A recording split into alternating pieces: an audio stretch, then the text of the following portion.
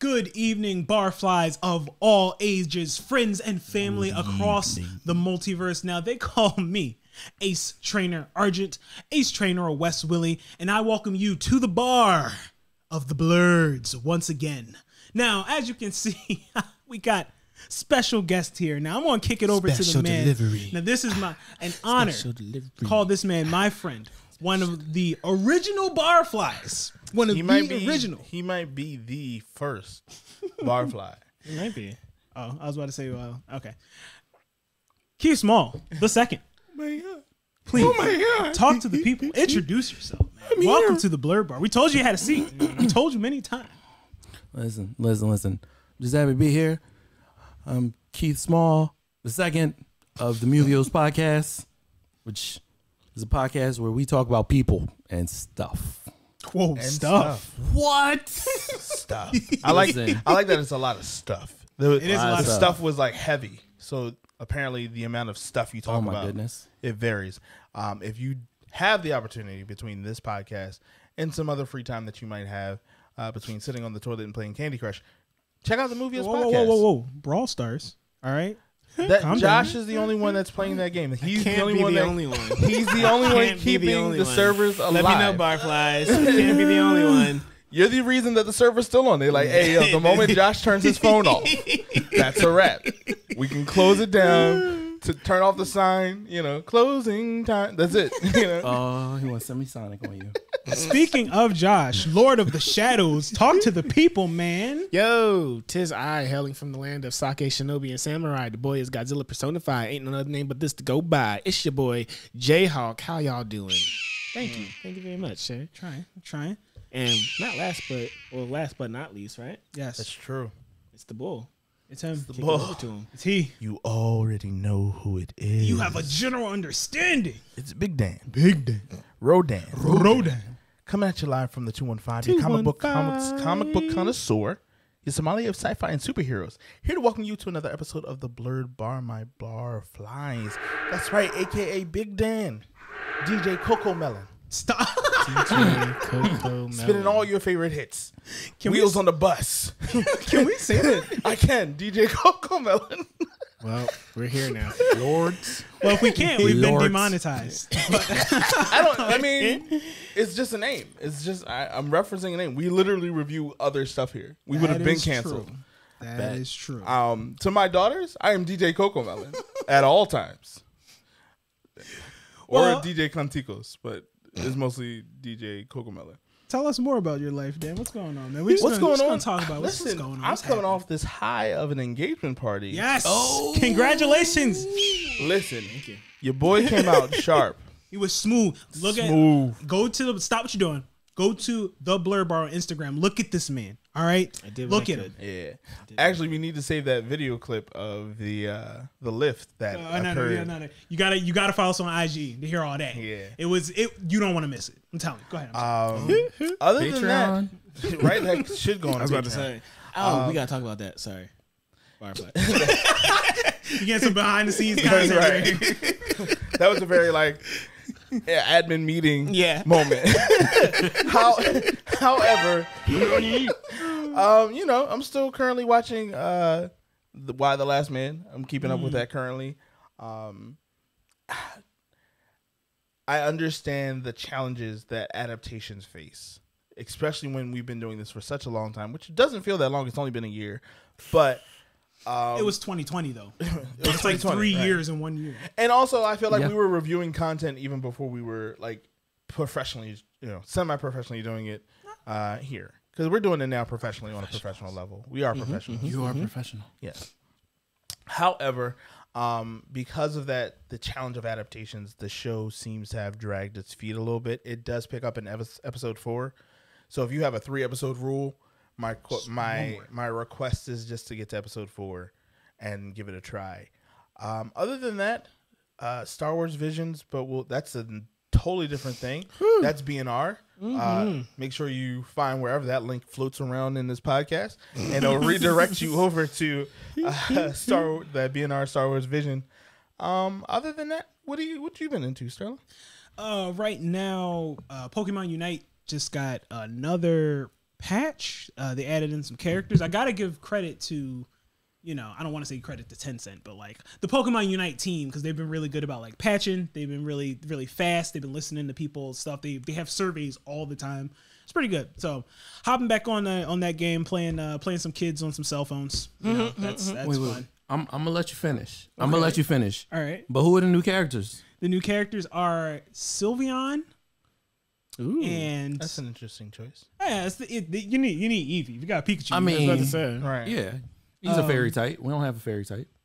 No, we got Gardevoir. Gardevoir a fairy type. Anyway, okay. The second character I'll link below because this kind of hitting right now. So. be completely honest. I don't want to be wrong, so I'm gonna link it in the comments. So check this future for a second one. You want the second character? Patreon, baby. Hit the Blerd Bar. Go ahead. I'm sorry. What's going on in your world, Keith? Tell us about the Muvioes Podcast. What are we doing? Oh man, so like the Muvioes Podcast, I'm definitely going to be. Well, by the time you guys hear this, it's been done and like a couple episodes down, but. This upcoming one, China had announced that they made all cryptocurrency illegal. All of it? All cryptocurrency in China is illegal. So, like, I mean, I haven't seen the residual effects yet, but like, it's definitely coming because that's 1/3 of the world's population. Yeah. So it'll be interesting to see how that goes. Also, the like majority of the world owes them money in some way or shape or form. So that's why.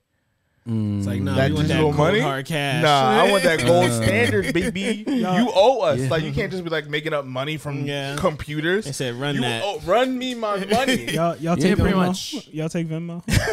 Right. So you gonna pay what you owe. China's like, y'all giving out stimulus packages? Oh man, that's wild. I ain't seen my money in a month. Like, what you talking about?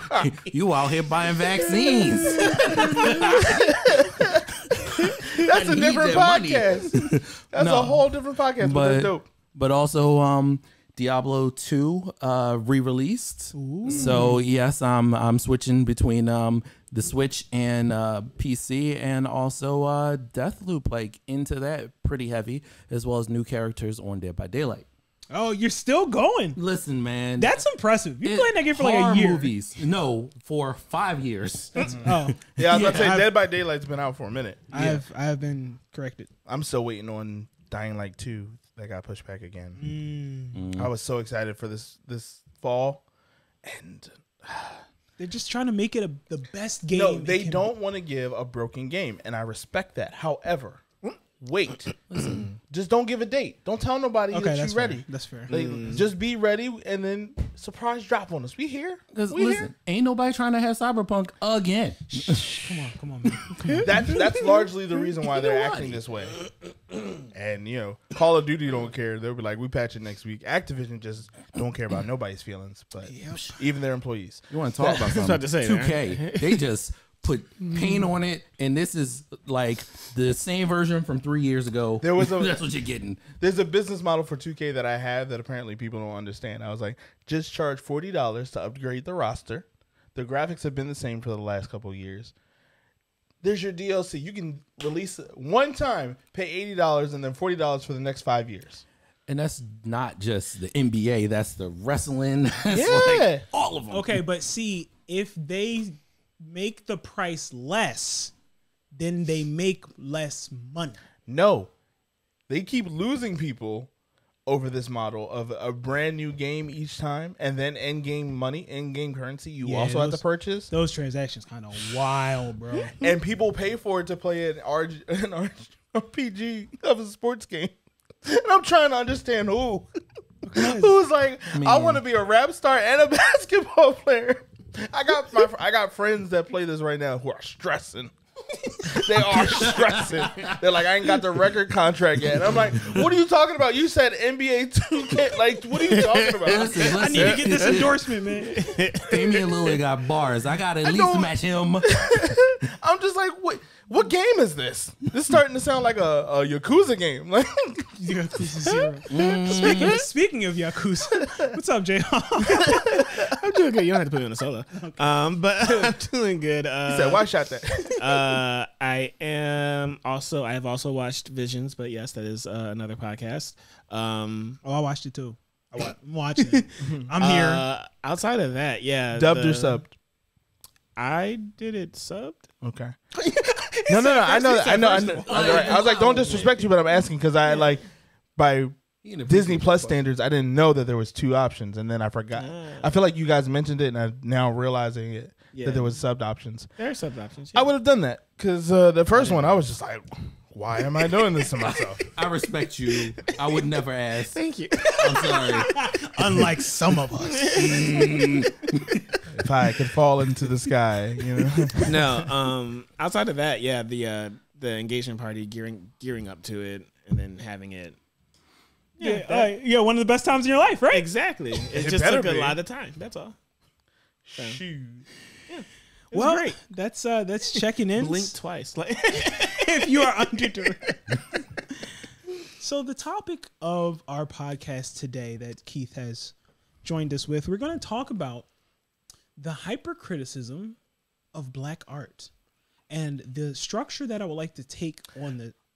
I just want to clarify: Black art or Black cinema, like movies and TV. I was going Black art. Do you want to go Black cinema? I would say take a narrower scope. But would Black art include? It Yes, would include but that, it would. but I would say we're coming at it from the focal point of cinema and some. I would say some like literature, but Certainly. it's sparse because there's a lot of Black folks writing stuff that is immensely good, and I feel like we haven't even scratched the surface of that. True. So I would say our perspective is more so from the media concept of it, of TV and movies. Okay. I just want to make sure Yeah. we're all on the same page. No, that's good and fine, and everything I have to say still applies. That's right. I took notes. So what I would like to do is I wanted to approach this in a symptom, not a symptom, and a structure. Jeez. And a structure of what happened in the past to lead us to the present, and what are our predictions for the future. Okay. And we've taken this approach before about the state of the culture. Okay, And okay. and I think this is very I was on that. close. Weren't you? Yeah. I think you were. Yeah. He's back. Oh, He's Lord. back. Look at the callback. Yeah. You're a callback just by being here. That's awesome. I know, right? You're the callback. Because we called you back. I'm done. I'm sorry. But You proud of yourself for that statement? I'm doesn't. No, okay. As long as everybody's safe. little slippy. Anyway, so I think. Let me know you're ready. Oh no, we having a good time here, baby. What you mean? So starting off, Black people. Oh. We didn't ask to be here. In America? Yes. Okay. Clarify. I was concerned nigga, for a second. I was like, we didn't ask for beat. Well, no, what you mean? Where's it going? Right. Keith, what do you think? I mean, listen. But so we find ourselves, brought to this country for no specific purpose. There was And- specific purpose. There was almost a very specific purpose. Dan, you wasn't there. 18 Project, is that what it's called? Dan, you wasn't there. They were like, who's gonna pick all this rice? I'm sure not gonna do it. Can I? I'm talk? sorry. You just said no specific purpose. There was cotton, nigga. What you mean? Okay, Somebody had to do it. Dan. I'm done. Y'all have a blessed night. I'm out of here. So we're here. Eventually, the country decides, like, hey, it's not cool to be rude to one specific group of people. What? I'm sorry, I choked on my spit. Yo, what story are you telling? I have notes, Daniel. Can I get Okay. there? Yeah, I want you Can to- you give me episode 4? Can you give me episode 4 real quick? I'm curious. I'm like, this nigga writing fantasy or something? This is not the same story that I'm relating to. American fan fiction, that's what It it must is. be. It's historical fiction. Dear Gossip Girl. Go ahead. Okay. So as I'm not going to interrupt no more. Timestamp it. I pushed my mic away. he's just gonna come back like, I just think it's funny. Anyway, my point being, there was a point in time where I'm waiting till y'all done because I'm talking about us being slaves and then us not being slaves no more, and then us being treated as second-class citizens. Okay. All right. And y'all laughing with the yuck, yuck, yuck. I'm telling the ancestors. Niggas being niggas. I tell you. So there had been a point of time now getting into the art world, specifically cinema, specifically media, specifically literature, where everything that we created was looked down upon, no matter what. And it was from a place of the people who had the education and the people who were the critics, which just so happened to be mostly white people. I'm not saying like y'all signed up for that either, I guess. But they look down on the things that we created because they automatically look down on us, right? So like anything that we created, could they even understand? So the impact that would come from black art and black writing and telling our stories, they'd be like, that's cool, but it's not, it ain't that bad. And it's like, huh? You know? So when we have the people who are supposed to be the authorities on art or whatever, like this is art and this isn't art or whatever, nudging out and pushing out our stories just because they don't understand what that impact was, that means that, you know, and it was already bad enough that we're not getting the resources, we're not getting the support, we're not getting all of these different things. And then on top of that, You are preaching. when we talk about, I was ready. Pastor Dan was ready. we got to get an organ on here. When we talk about the internal strife of the black community, right, in the crabs in the barrel mentality that comes from a lot of different things, and then the very fact that we are not a monolith, right? Like there's so many different walks of life and there's so many different things to be represented, and then people are like, wait, that's not you, that's not a black thing, that's a black thing. And it's like, but y'all ain't black, you don't. Anyway, so my point being, it's looking at it from the past angle. We were already set up to not only have the people who are the authorities on what art look down on the art created by black people. Then even internally in the black community, things are looked down on by black people for whatever reason, you know? And then there's the artist dilemma, which is, you know, that holds no color of creating what will sell versus creating what you're passionate about. But that's a whole different podcast. So that was my touch on the past and how we got here. I would love to hear what you guys have to add or what you think. Keith, I'm a Oh, we going straight to me, huh? You the guest, Okay, man. so I thought we were going to start with cinema, but let's go straight to this. All right. I once heard someone who I'm not even going to say a name because they already in all kinds of trouble for the way they treat women. But things. this person once said in a movie, they peanut butter and jealous.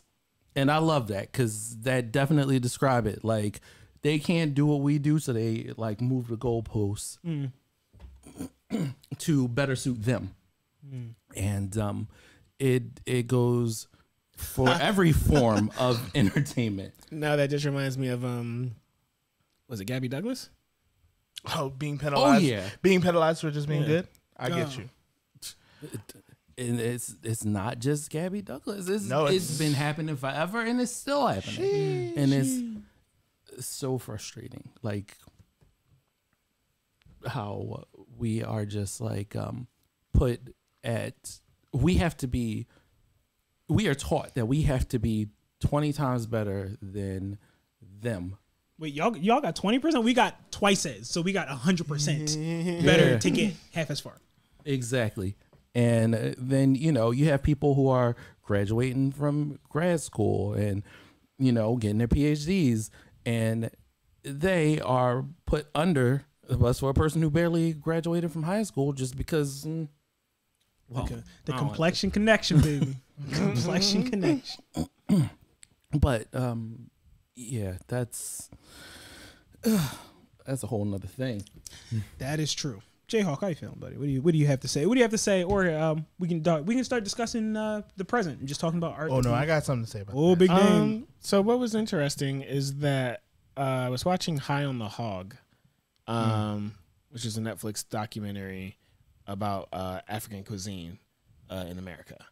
And so what was interesting is while I was watching that, and like you learn about how, you know, pretty much we got the scraps or whatever of the stuff of the food or whatever, and we just made it work. Laura actually said, like that's probably why like we're so good at like seasoning stuff and like just making things great, because we literally got like trash food and was like, all right, well, make it work, and then like we made it pop, and now it's like it's a thing where like a lot of people are love it, and I think it's interesting I think that kind of describes the Black experience. We're given the scraps and then like it's like, well, make it work, and then we make it pop, and then like people take it and like act like it wasn't created by us. Or even I think some highfalutin fashion wear is now selling sagging pantses. Like they look like they're sagging, like there's like a sweatpants, and then like they stitch on like boxer tops like to the top of it, so it looks like you're sagging. And it's like there was a time when that was like thugs, gangsters, people getting suspended from school. Like there was a whole thing in Atlantic City where it was like people were getting fined for having their underwear showing. Yeah, it's Atlantic City. And now it's like for $800, this swag could be yours, right? And it's just why am I on? Oh yeah, we had to give you were out of the chat. Well, you can. There you go. So yeah, it was. It's just I think, like I said, I think that's a very tall tale sign of, or I think that is the Black experience wrapped up. Given the scraps, make it pop, and now we are starting to really get to a place because of, thankfully, of technology. I think, where you can literally like if you have a vision for it, like you can go do it, and then like step out on your own and do what it do. To a certain extent, there is still there are still barriers and whatnot that I'm sure we will get into as the podcast goes on. Big Dan. So I'm gonna just pull my glasses down for a second. That's all right. That's all right. Preach out. A man once said, and forgive me, what's the word? I can't find it. However, the man said, if you can't create, you criticize. That often is the telltale sign of the people failing to recognize what art actually is. Because they do not create, therefore they criticize, because they can't make it themselves. So, often when we think about Black art and we think about Black cinema, to Josh's point, he did say, we've often been given the refuse or the scraps, however, and made something beautiful out of it. Refuse. I hate you. This is Pastor Dan speaking. This is not me. So with the scraps, creating something beautiful out of trauma, out of hurt, out of pain, out of agony, and therefore creating art. However, what we've then realized is that that's profitable to someone who can't create themselves. They can't speak from that perspective. They cannot learn from that perspective, and therefore they can only view it and criticize. And so, as long as it's profitable, they utilize it. Y'all didn't catch the alliteration here. I'm going to say it one more time. They criticize until they can utilize and prophesize off of the pain of people. And so, what I often find happens with Black art is that they expect us to be on board with ridiculousness that does not always partake of the Black experience. And so, when I look back over my life and I think things over, I can truly say that sometimes it's just a mess, okay? The past has often been us just trying to survive out of an experience that was not given to us as a gift, right? Sometimes it was given to us because that's all that was left. Survival is often that you just find yourself in a position that you say, I don't die here. Our stories don't die here. So we tell them until it looks pretty enough for some white person with more money to say, you know what? Let's tell your story to everybody. Let's romanticize 12 Years a Slave. Let's let you use the word nigga enough that Leonardo DiCaprio can get nominated or not even, or just recognized for using it effectively for a period piece. Let's use it enough so that after a while, Will Smith's performance of Pursuit of Happiness is attractive to the white experience because he tried enough to pull himself up by the bootstraps. And that is not just his story. That wasn't just one story. That's everybody's story in that moment. And a lot of times because of that, if it don't have a white person's name attached to it, or if Daryl didn't sign off on it, it does not make it past mainstream. And so and so because of that, we suffer from the scraps of budget, equipment, lack of good acting. I'm going there, and when I say that lack of good acting, I say not all of us will make it to the Juilliards, right? I'm too old now to even go back to Juilliard. They won't take me. However, the people who worked their butts off to get there have now done so much, what I would say, bad media and just having to survive in the community of black movie and black cinema that the delivery the technique never gets adjusted. They learn to deliver lines in a way that almost sounds like a caricature. Yes. And then they're typecasted, or they put you in the same right. That's the same, might be the same thing. You can go by wide shot. Are you closing? I'm closing. In my closing, I ain't going to take up too much of your time. I'm not going to take too much of your time. However, when you look at it, the past has been written for us, right? If you weren't someone who wrote the effectual poem such as Maya Angelou, if you didn't read the writings of W.E.B. Du Bois, or let Paul Robeson actually touch your life, singing Old Man River. These are things that after a while became caricatures that they expected us to keep meeting as an acceptable standard of Hollywood. And so the people who then said, I don't want to do that anymore, never really learned how to excel past that. They just kept making stuff. But that's the past. We'll get to the present now, and I thank you for sitting with me and letting me get that out because there's more to come. When you come back to Big Dan, Pastor Dan might show up again. Who knows? Sit tight. So transitioning into the present, and now I'm going to talk about myself here a little bit because I can't speak for nobody else's experience except myself. That's it. Are you not a monolith? Okay. I don't know nothing about no mono, nothing. I listen to stuff in stereo. I don't listen to mono. Surround sound. I ain't never had mono. But anyway. All right. That's a totally different podcast. Muvioes, you'll be on. Yeah. All right. Anyway, to the present. Art, completely about perception, right? So even when we look at a piece of art, because there are so many times where people will look at a piece of art and be like, that don't make no sense. Or like, man, my toddler can do that. How is that in this museum or whatever, right?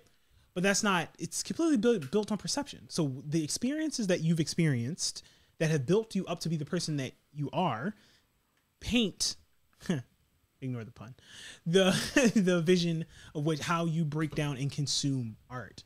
So when it comes to the black media that I have, ingested and consumed and nommed on. Mm-hmm. Really, I'm definitely ashamed to say, but I'll openly admit, I'm an open book. I didn't even start breaking down and trying to get the behind the scenes, like who's the writer, who's the producer, how did this story come to pass, really, until I was in my adult years, when I learned that so much goes into creation. It was Daryl. It was not Daryl. So much goes into the creation of a story, and then what a story starts as is not always what we see the finished product as, right? So having said that, I know that I have found myself when it comes to the 12 Years a Slaves, the Django's, the Moonlights, these tales of black people going. Go ahead. I was just gonna ask a clarifying question about the connection between Django, 12 Years a Slave, and Moonlight, only because Moonlight, I believe, is written by a black guy. No, it's black tales, black stories Okay, cool, of cool, black cool. people going through it. Yeah. You know. Okay. Brown folks was in it. And specifically the overarching thing of like, oh, it's always trauma, it's always like, and then it also builds into the big overarching question about art. It's like, does every story have the responsibility to be like a fable, to have a overlying lesson that has to be learned? Because I know for black art, that's always been in there. That's always been there. Even going to like Static Shock, you know, or like any cartoon that had a black character. We had to have the racism episode. We had to have the gun violence episode. We had to like, because I guess it came to I'm sorry, I got real off topic. It comes to like, if we're trying to prepare our children for the world that they're going to be in, we have to talk about it through the medium that they could. You good? Yes. No, he's Yes, ready to you go. are preaching. Ready to go. No, that's him. No. That's Yeah, you want these? no. Right? Go ahead. But anyway, sorry to break down and bring it all back. I know I've been overly critical because of things that I have taken in, and I've been told like, oh, you're black, you have a responsibility to watch this, to consume this media, and then how have you not? And then when I consume it, I'm like, this is important. Garbage. It's like, this is important, but like, I get it. We were slaves. It was a bad time. And I get it. The 80s happened. It was a bad time. My mom was there for that one, actually. So I was there.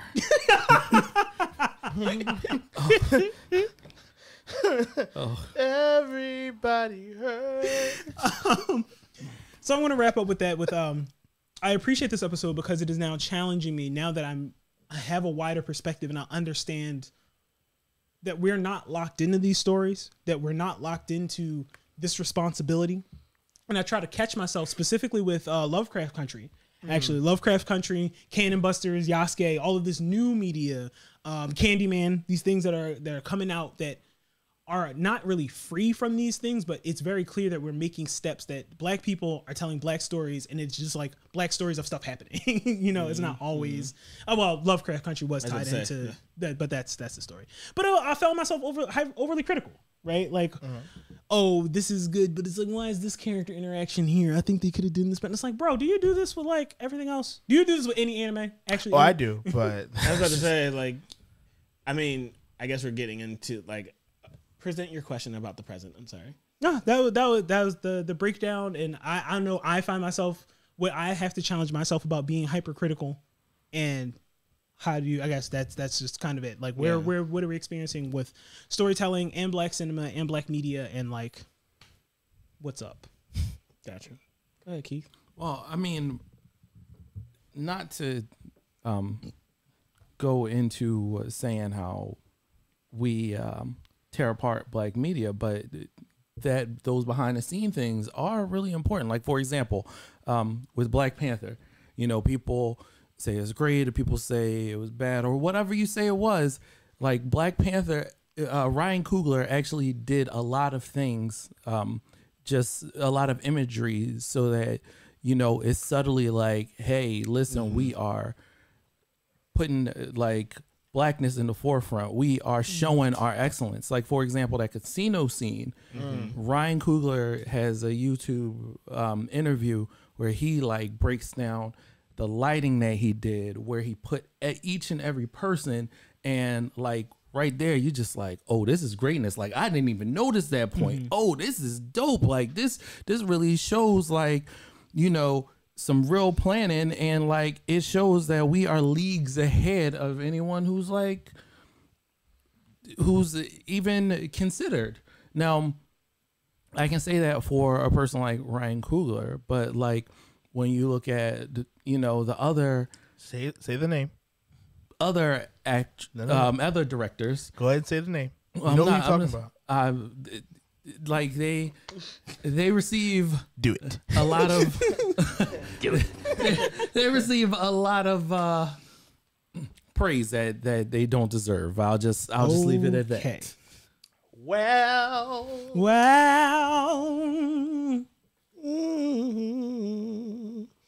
How you feel, Josh? Having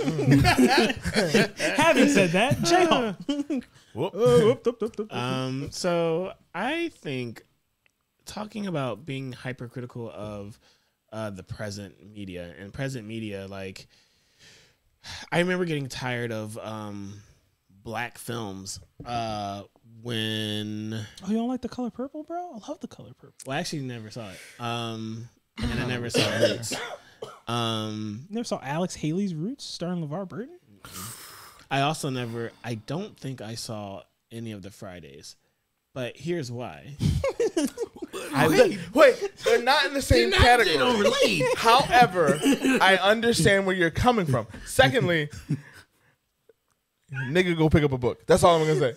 The other two things you can read. I was too busy reading to watch these trash ass movies. Not saying that Roots and The Color Purple are trash, but Friday. Yeah, we'll get it in post. No. I think that's important. I think that's important because Josh lays on a point that often we're critical for things we've never seen.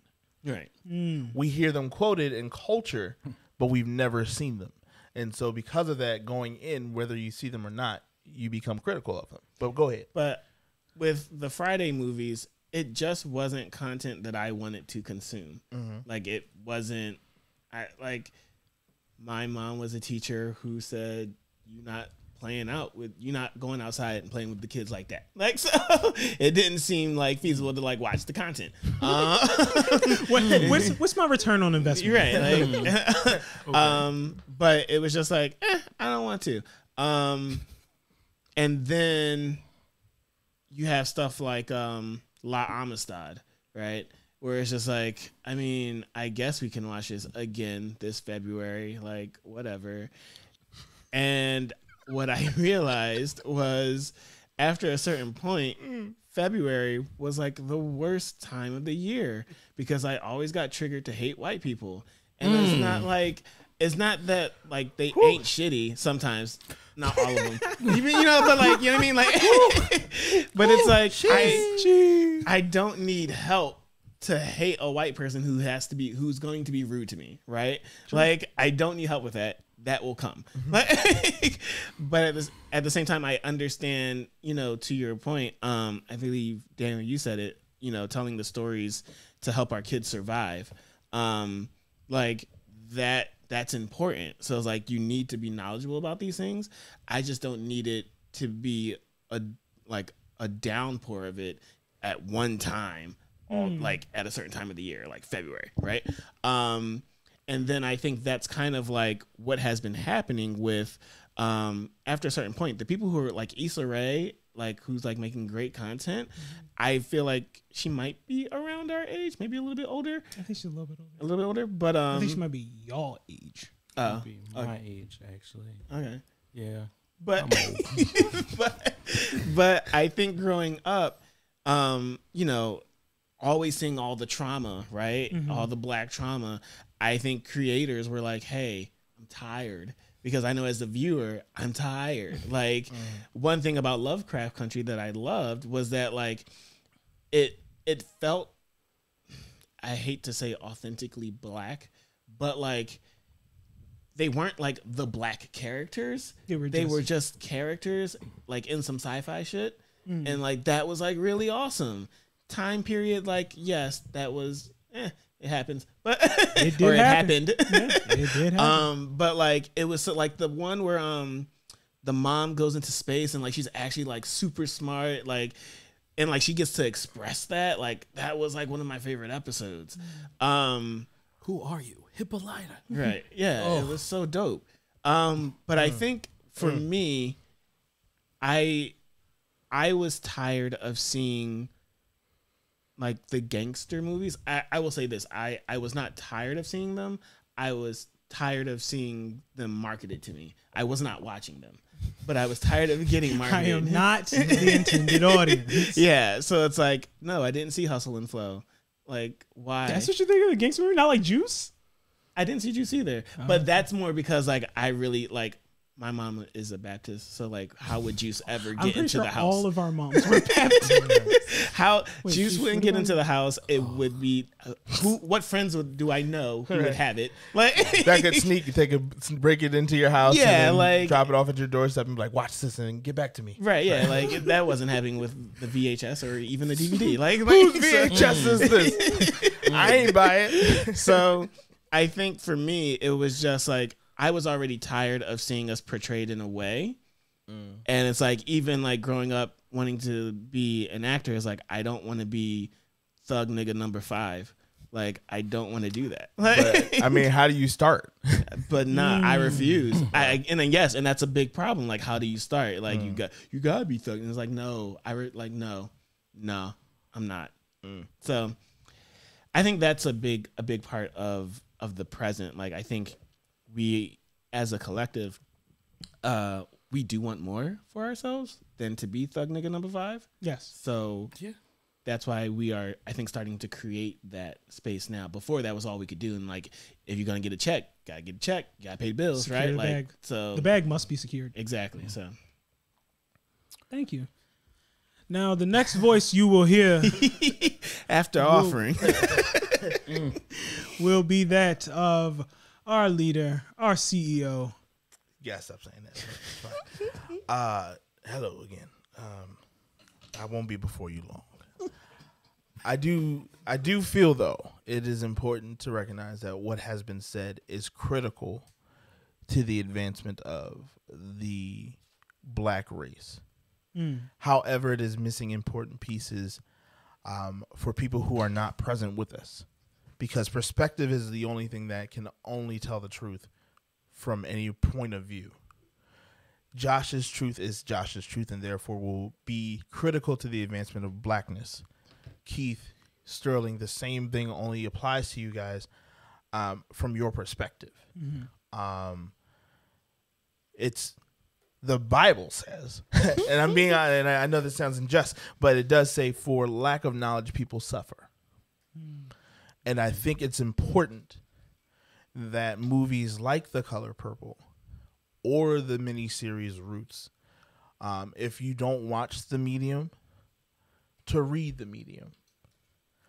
Because Roots is written by Alex Haley, who went back and traced his lineage to the, and you know, while it may have been fictionalized and then some of it might be a little flourished upon, the history is still the story. And bringing it to present day, Josh makes a great point as to what's marketed to us. And he also referenced Hippolyta, right? That episode. It is not without the self-realization of self until we can advance. And a lot of that dichotomy of self fails to be recognized when you look at, I would say, people who blindly follow whoever we say is our leader as a black collective, right?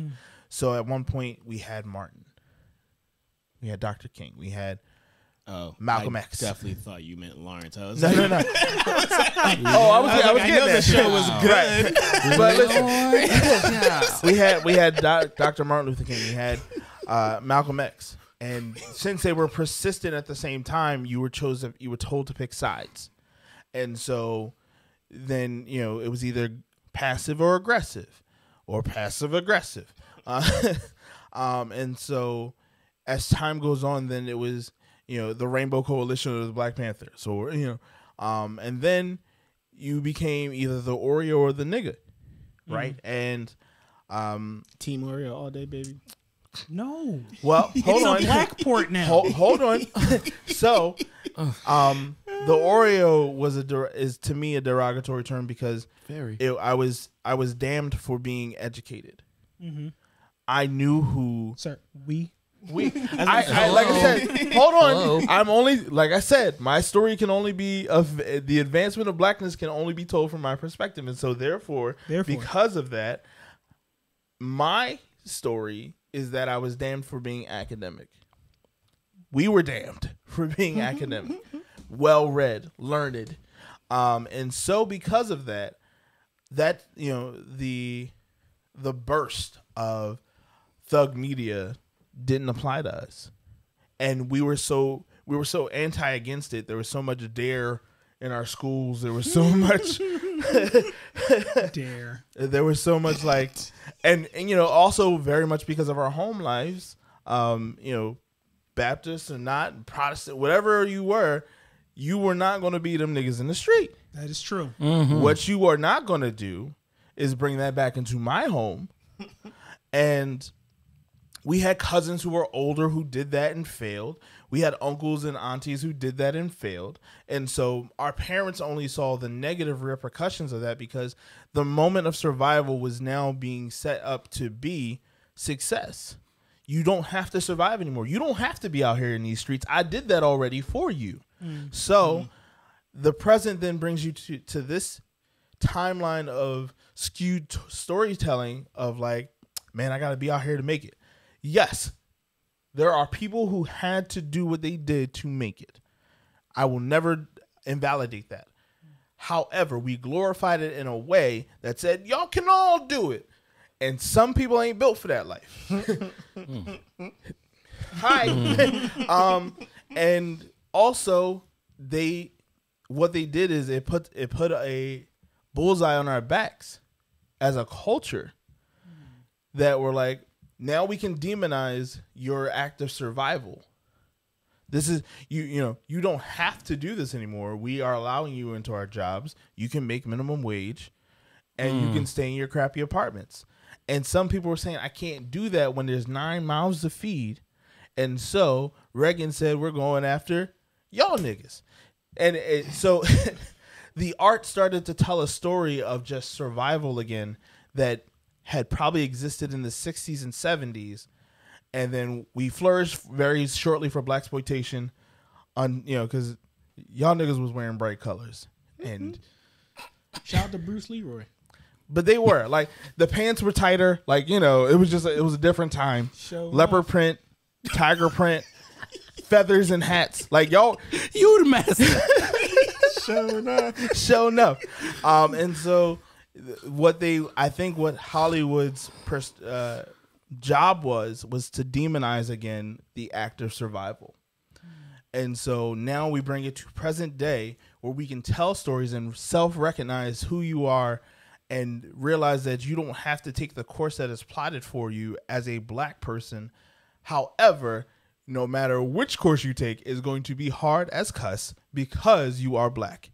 And so like I said, the dichotomy now is no longer survival. It's more trauma. As long as you can remember your pain, you can't move forward. Survival was actually bringing us and digging us out of it. But now they say, no, you don't have to survive anymore. You're here. So now it's trauma. You remember that time. You remember? Right. You remember that guy that called you a nigger? Hard R? You remember him? You think back. There you go. And you're stuck. And so now when we try to tell these stories of self-realization, they're not casted well. They're not paid for well. I do have a question to set up the future portion of this. I had a question of what you just said. Mm-hmm. They're not portrayed well. Can you give us an example? They're not casted well. I'm being honest. The people who are often in the room when it happens or where it happens, as far as who's going to tell this story. Oh, I'll pick it up. I got 5 other shows on my plate, but I can work this in here somewhere. Apparently Keith's not going to say names, so I can't say names. I can do this movie real fast. On the Netflix budget, sure. How many wigs can I have? That's no, we got to hold talk on. about it. Hold on. I don't think we should. What you mean? I got 5 shows running. You need me to tell this story, this particular story about blackness and how we're dealing with the trauma of police brutality? Yeah, I can fit that in there somewhere in my show. And that's where I would say it's not portrayed well because it's not handled with care. It's handled with how quickly can you wrap this up in a package and give it to America. Do you think he doesn't handle it well? I mean, Boondocks also had an episode about this, but like, right. But like, so, don't get me wrong. He's able to tell effectual stories when care is provided. I don't think now he's on a time frame. Once you're, and I said this to my wife, once you're rich, the goal is to stay rich when you're coming from a poor place. Unless born into money, the goal is to stay rich as a person who was never rich before. So how do you do that? You just produce. There's this almost like vomit machine of content because you have to. One of these will hit. One of these will make enough for me to keep my house. So do you think? I only challenge because I would say go watch an episode of The Oval. You don't even know what that is. The Oval, I think it's like isn't like a political show. It's a BET show. Well, He has sorry. an exclusive BET contract. When you watch it as an actor, me as a former one, because I just don't have the time to keep up with it. There was things that we were taught, right? As far as delivery and things like that were concerned. No care is put into that. I get what you're saying. My question or my challenge is that you have people like J. Cole, Kendrick Lamar, who like I don't know if they will say that they're rich, but They're richer than us. Their bank account's better than mine. Right. But it's like they are people who like take I would say extreme care of the but products here's the thing, right? The name only takes you but so far, because if you're not listening and applying, because they don't just give you music, they give you life lessons that you need to be applying. For every one J. Cole or Kendrick Lamar, there's 5 DaBabies. I don't hate DaBaby. However, we should, because I don't hate anyone. The only I don't hate anyone except for Terrence Howard. But I need backstory later on. That's a different story, baby. That's a different story. However, like for that ratio, right? There's a Tekashi 6ix9ine for every like 10. Once you have, there's 10 Tekashi 6ix9ines for one Kendrick Lamar. So that's why I'm not hating on art in general. I'm saying the problem is the overflow and the excess comes from people who don't really care. Okay. They're doing it for themselves. They're doing it for their buck. I don't. At a point, I used to think he cared about the art because we all know who I'm talking about. Yes. But yes, now I'm here now. At a point, I do believe Horrible he cared. wigs. However, the point became that he had to keep producing more content. And after a while, it just was casting people. And it was more of attention. It was more shtick. It was more minstrel. And it was more downplaying the actual totality of black experience. And so because of that, once you make part of us a joke, the problem with being the black collective is that we are always the black collective. If I talk out against something, I'm speaking for all black people, even when I'm saying myself. Just me. I'm saying this for myself. You watching, you listening, I'm saying this for me. I'm not saying this for you. I'm not saying this for Sterling or Josh or Keith. I'm not saying that for any of us. I'm saying this for myself. The problem is... What? He still loves you. What? I was like, he couldn't remember my name. No. I don't know why Kevin keeps coming up in my head, and I'm like, I know who you are. It's okay. Sorry. Kevin is also But Kevin is but that's taller. That's the problem, is that a lot of times one of us speaks out on something, and then you're the Candace Owens speaking for all black Republicans, or you're speaking you're Nick Cannon, or you're Charlemagne, like.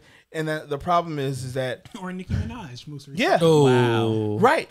But that's the problem, right? Because then the white folks aren't going to ask you how you feel. They're going to be like, so, Nicki, right? How you feeling about that? Because if you're not on the same wavelength, then, you're not. Are you really black? I mean, Biden said it. If we don't, he went there. Okay. All right. but I'm sorry because I really have to. So this is going to be a 3-hour episode. No. Where's your question I did about have the a future? question, and this kind of springboards us into the future. Would you say that Nicolas Cage is a bad actor or the best actor? Oh, I said the way I said it for a reason. I understand where you're going for, because the man always has work. No, He always has work. but I'm going to give you my answer to this question. Please. I would say he is one of the best actors to ever exist. And here's why. He pays attention to creating art on the academic level of acting. He has studied the creation of acting from its perception, from its birth to where it is now, and will choose a direction regardless of a director, regardless of a writer, and will choose it to perfect it to what he believes is his art that he's creating. That's what makes him one of the best actors to date. But if it's not good. No, hold on. I didn't say good, because the total product isn't Nick Cage. It's the movie, right? You have to play. You have to kind of play to a director. You have to play to a script. You have to play to a set. You have to play to your other actors. But I'm saying, as an actor, the art of it, the academia of it, he is, to date, without fail, one of the best actors. Denzel would be next for me. But I only say that because of how much crap he has put out. You would almost not, you wouldn't think of it. Right? And so we kind of crap on Nick Cage, but we also, at the same time, let him be himself. When did this become like, if I'm bugging, tell me I'm bugging? No.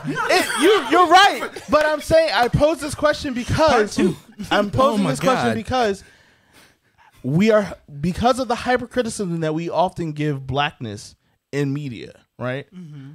Would you actually take apart the fact that someone's actually doing the work, and for the actor themselves or the writer themselves? You need to ask yourself that about Michael B. Jordan, because he puts in work. I wouldn't say on a classical perspective. He overacts on almost every level for me, and I wouldn't even say it's a creative choice.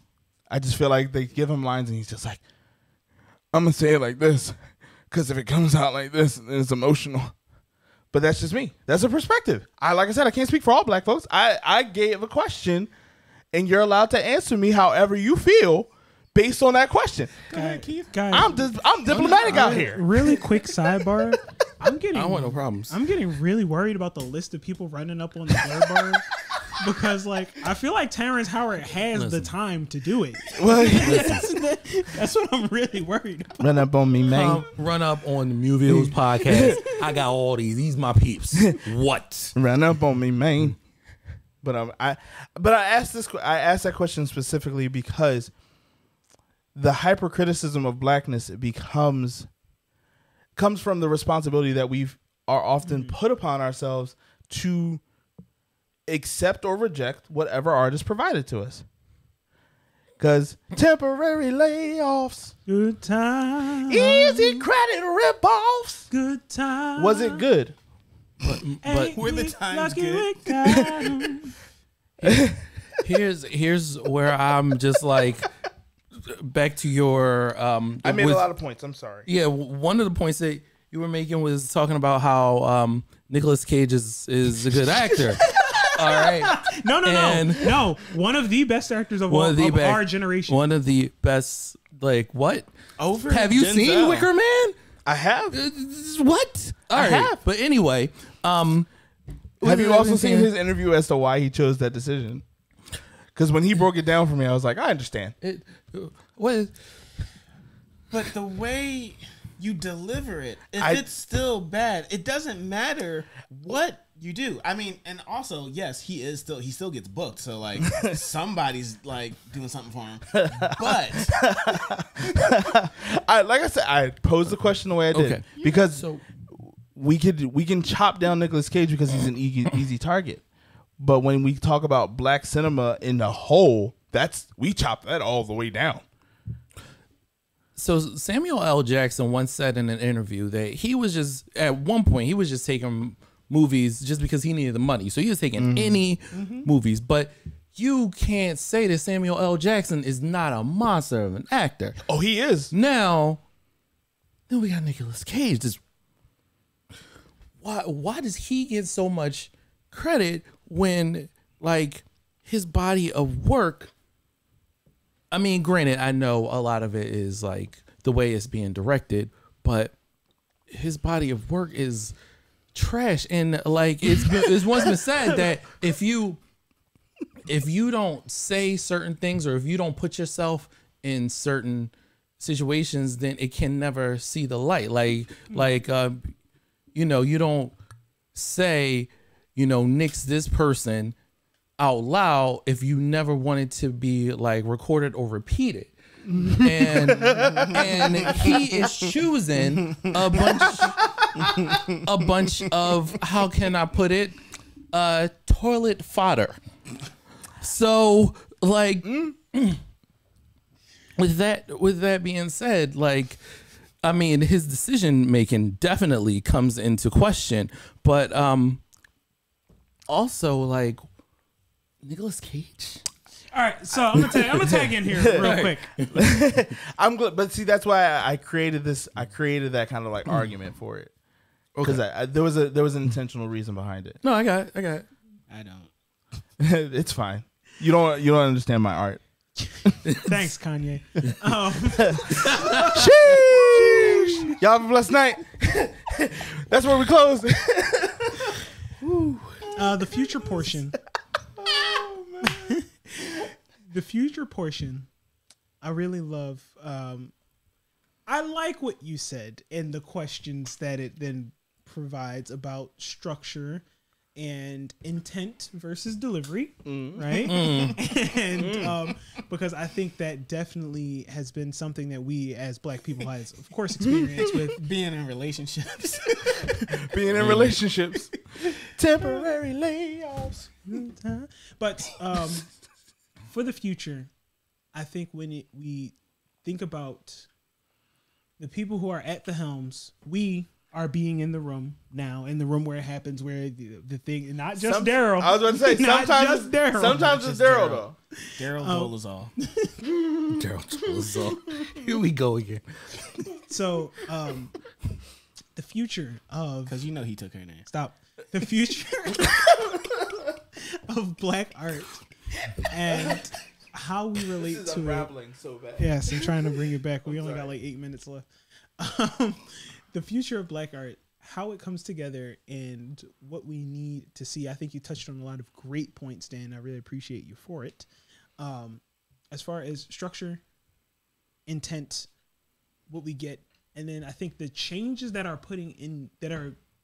being put in place, I think unfortunately partially because like now it's profitable. Like we have had enough that like people are like, okay, if we keep being bad to Black people, we're going to lose money. So unfortunately that means so white. Go ahead. Unfortunately that opens many doors, but hopefully, flowers can grow on graves. So like through this something that is not good, many great things will happen. Like Black Panther. I really enjoyed that movie.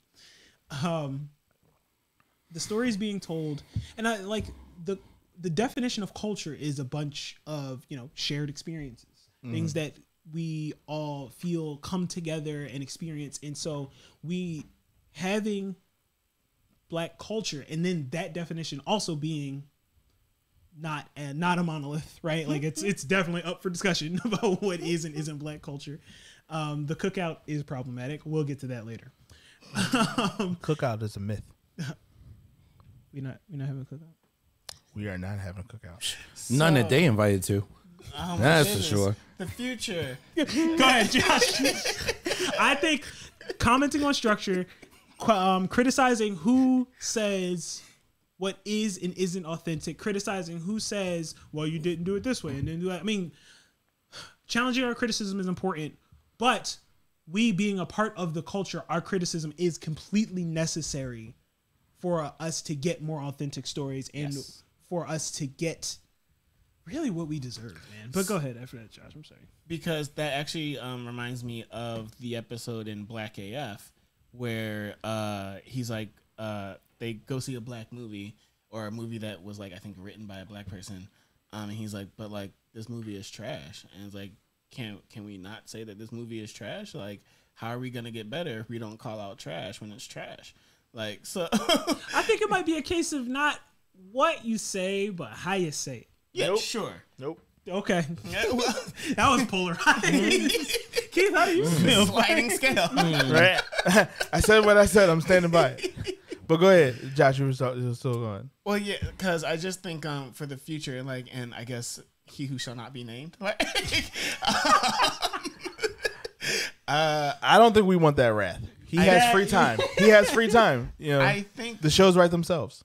he has done what he has done, and now he has what he has to open doors for other people. That to is true. step through. That is true. So it's like, sure, like kind of like you said, even flowers even grow on graves, right? So it's like, That's a bit macabre, actually.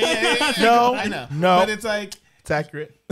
but because he did, or what is it? Because he was, I am, or something like that. But like, Yeah. because he happened, like he has given the chance for other people Yeah. to push forward the black media agenda. No.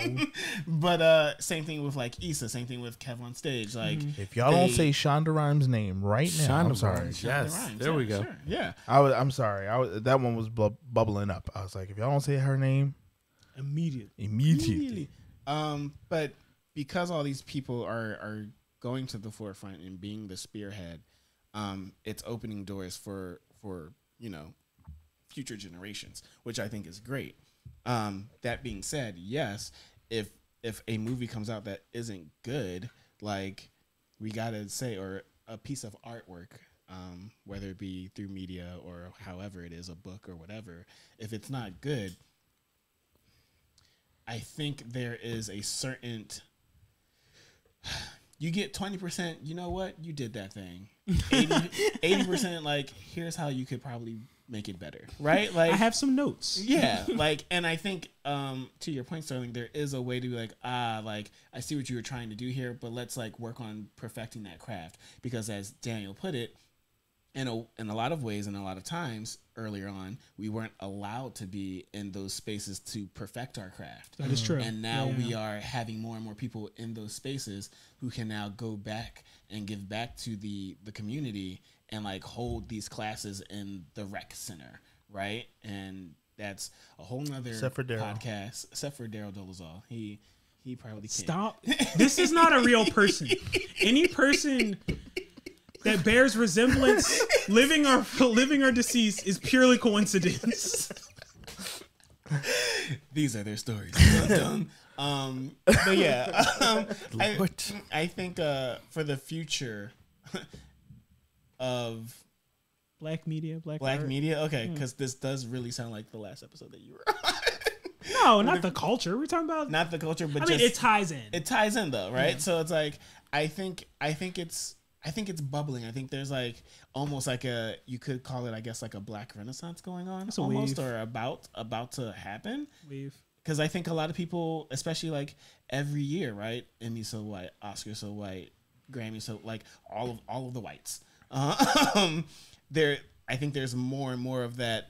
I'm tired of this, and I need to make it better, and I have the technology to do so. And so yeah, I mean, look at us, you know. Wow. I guess you're right, Keith. I mean, listen, it's actually been shown on little social media platform, well, large social media platforms like TikTok, that if we are not receiving our recognition, then we just take ourselves off and we will eventually get something. Like, At least we ain't there no more.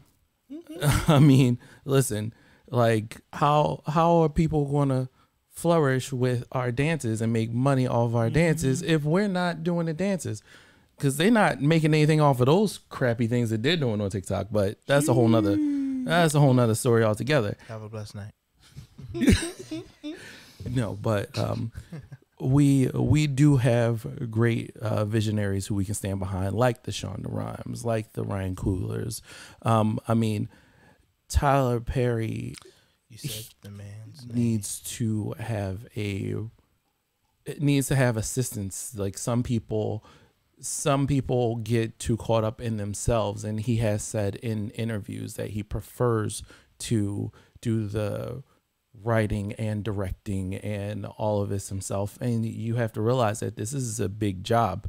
You can't just take it. Also, you can provide more jobs for people in doing so. But what about the question of like, this is my vision, right? He created the show, whatever it is, and he wants to like write and direct. He's like, oh, I wrote this, and like this is what I had in my head of like when you're giving me the eyes because what you hang your head isn't right. It ain't good. Ooh. Always. It sounds like to me, and I'm going to check with Dan, that we've reached the end of the episode. Sure. You know what? And I feel like I would say yes, and I feel like there's a part 2 to this conversation, and even like we could save a clip of this, continue this conversation after this is all over, and continue this further. But to Josh's point, and I will wrap up for the future. The future portion of this. Yes, while you may want to be at the helm, and you at one point were required to write, direct, act. You have now reached a level of freedom to employ others. That's real. And while they may not meet your vision, there are a number of people you have yet to meet who might meet your vision. The goal one day for the Blerd Bar is that Big Dan does not sit in this chair. But the Blerd Bar still exists.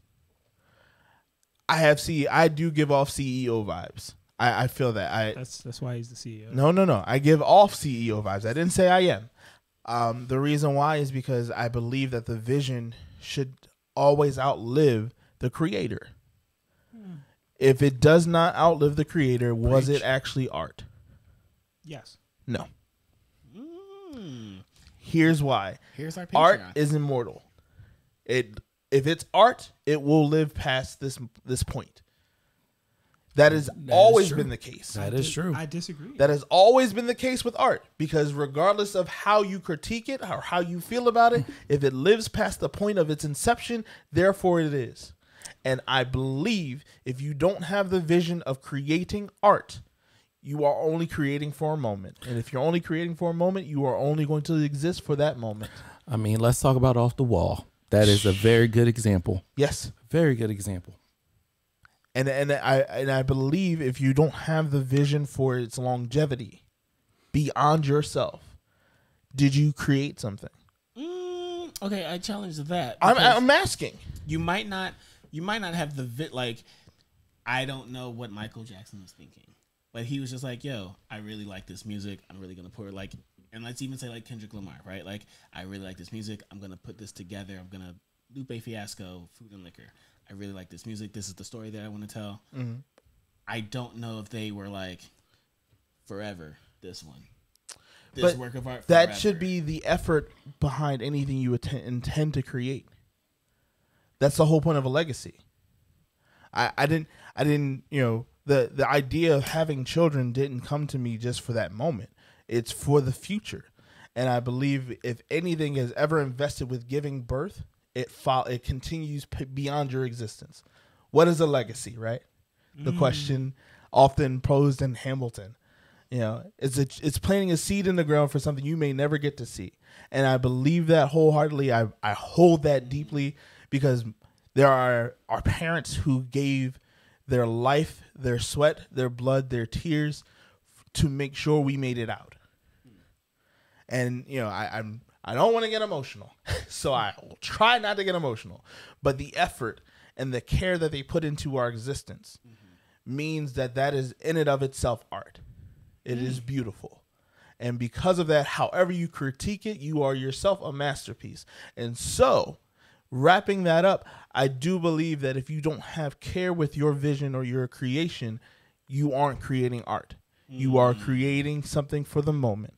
And because of that, you are cheapening the value of yourself by what you fail to create rather than just make. Okay, you got me. So I'm here with you. that was poetic. I don't know where it came from. I like it. Came from this place. Yeah.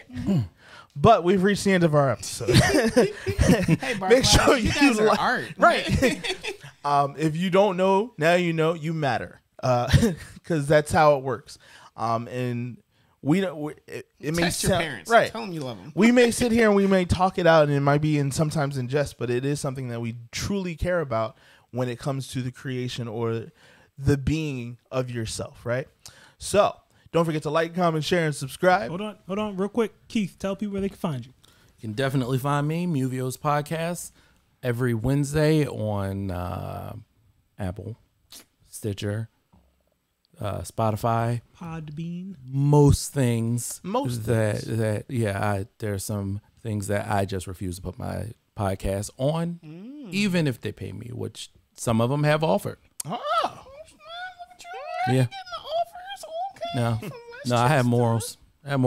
That's fair. No, you're not buying that. That's right. But Because if you create something, you care about it. right, and I want to be able to critique those people. So, and one of the rules is I can't critique them if they're paying me. So, But how can you eat from there if the ice cream machine don't work? I'm preaching a sermon. Anyway, As always. don't forget to buy a sweatshirt. Well, but as always, thanks for joining us for Sit and Sipping with us, and we look forward to seeing you next time. You have a blessed night.